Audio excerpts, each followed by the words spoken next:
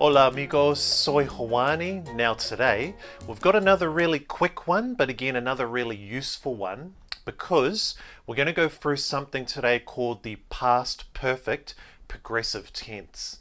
Now previously we went through using the verb haber and using another verb as an auxiliary verb when talking about things in the past. We've also gone through the progressive tense using the verb estar. So we're going to use those again in today's session. So if you haven't seen those previous videos, I will leave a link for you in the description box below, because I would recommend watching those ones first before we jump into this one. Alright, so first, what is the past perfect progressive tense? So think of it as in when you're talking about things in the past that have continued over a period of time and also may still be potentially happening up until this present point in time as well. So I'll give you a few examples soon so that kind of makes a little bit more sense. But first, the formula to do this is we first use the verb haber, and then we use the verb estar as the auxiliary verb to that, assisting it. But then we also use a third verb, and think of it in English as in adding on the ing. So we use the third verb in its progressive form. So here's a few examples in English, just so it makes a little bit more sense.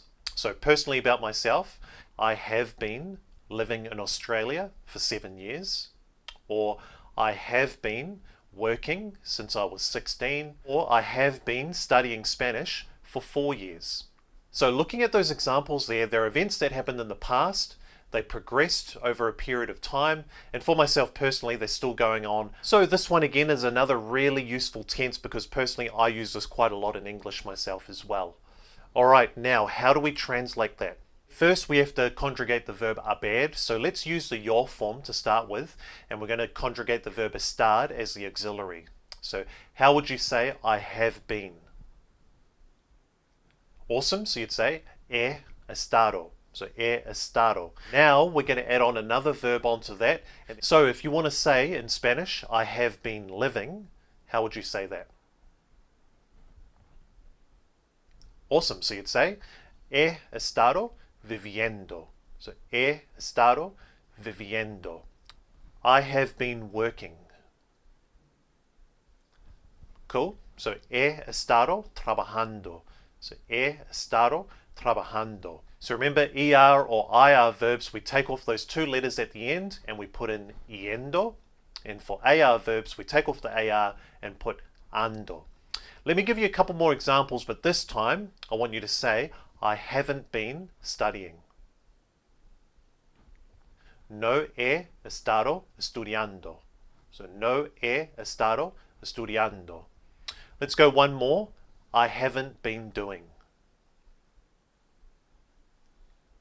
Cool, so you'd say, no he estado haciendo. So no he estado haciendo.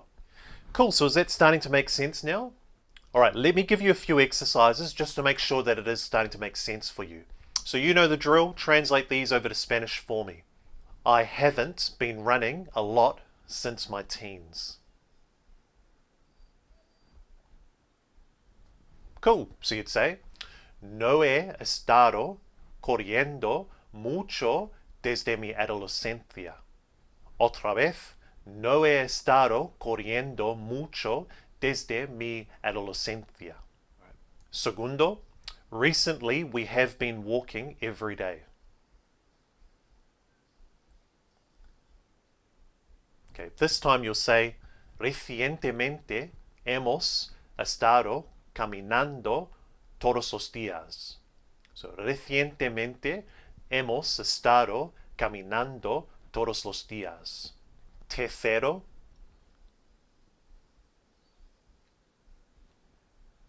great, so you say, ¿por qué has estado aprendiendo español?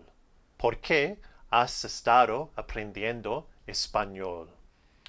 Alright, should be starting to make sense, but let me give you one more to finish. I have been cooking for 30 years. So to finish it off, we'd say, he estado cocinando durante 30 años. So, he estado cocinando durante 30 años. Alright, cool guys, so that is all from me for today. So again, another really useful one. Personally, I found this one really useful when you first meet people and first start speaking with people in Spanish. Also guys, if you have any other questions or if there's anything in particular that you want me to try and cover for you as well, please leave a comment in the box below because I'll try and help out as much as I can. But apart from that, I will see you in the next one. Hasta pronto.